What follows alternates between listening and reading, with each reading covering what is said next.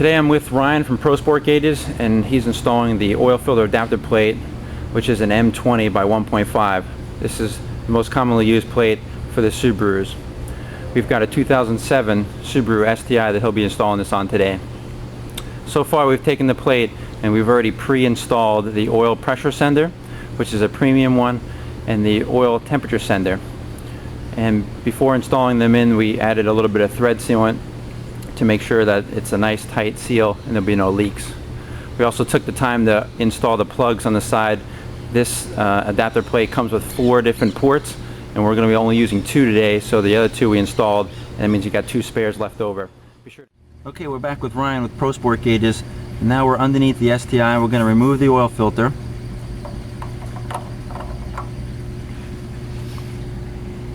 And we're going to install the oil filter adapter plate. It's already been pre-lubed with fresh clean oil around the gasket. So you just fit the plate right up inside there and screw the nut on to where the old oil filter .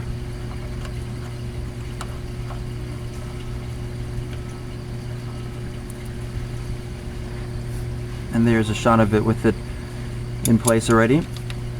And you hold the plate with one hand and tighten the nut down with the other. And then just install the new oil filter back in place. And hand tighten. And that's it. The whole job takes about 15 minutes.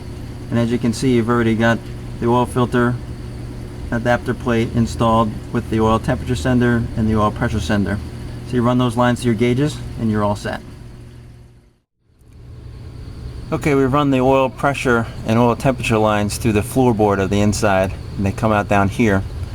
We can snake the wire around all the way across up to the actual oil filter adapter plate, and just going to plug them in.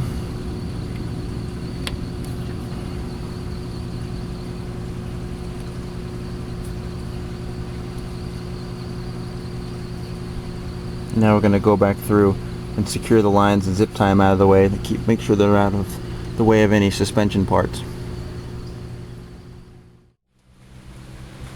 We installed our premium series gauges in the gauge pod and ran the sender wires and the power wires down the A-pillar. The sender wires went out to the respective senders, and then the power and ground wires came all down the A-pillar between the dashboard and the A-pillar and into the fuse compartment. Okay, now we're going to wire up our premium series gauge. Now keep in mind, this is only for premium series gauges. There's 4 wires to hook up. The first is a ground wire, and we've already secured that to a good ground on the car. The next is going to be the red wire.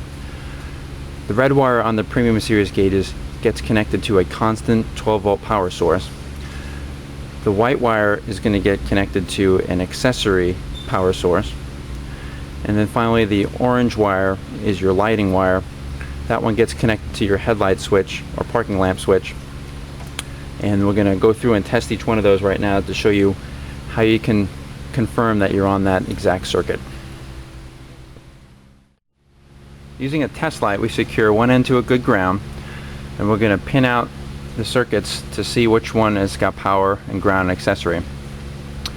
So if you touch the back of the fuse, you'll see that this particular circuit has power all the time. The key is not in the ignition right now. So these 3 circuits right here on a Subaru STI do have power all the time.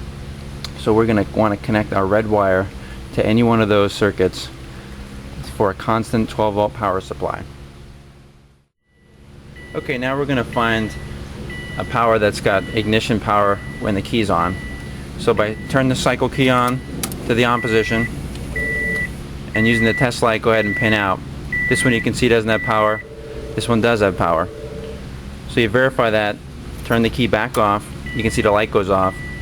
Turn the key on, the light comes on, and that is a verified power with a 12-volt power supply with the key on. Okay, and lastly, we just need to find a power source that does have power when the headlights are on. On our Subaru STI, we do need to turn the ignition in the on position to make the headlights work. So You turn the ignition on, you turn the parking lights on, and using the test light, I'm going to cycle through and see if we can find a source that has power. Okay, so this one here we think is the headlight switch, and you can turn the headlights off and the light should go off as it does. When you turn it on, the light goes on. So this particular fuse does have power only when the headlights are on. So we're going to use this one for our orange wire.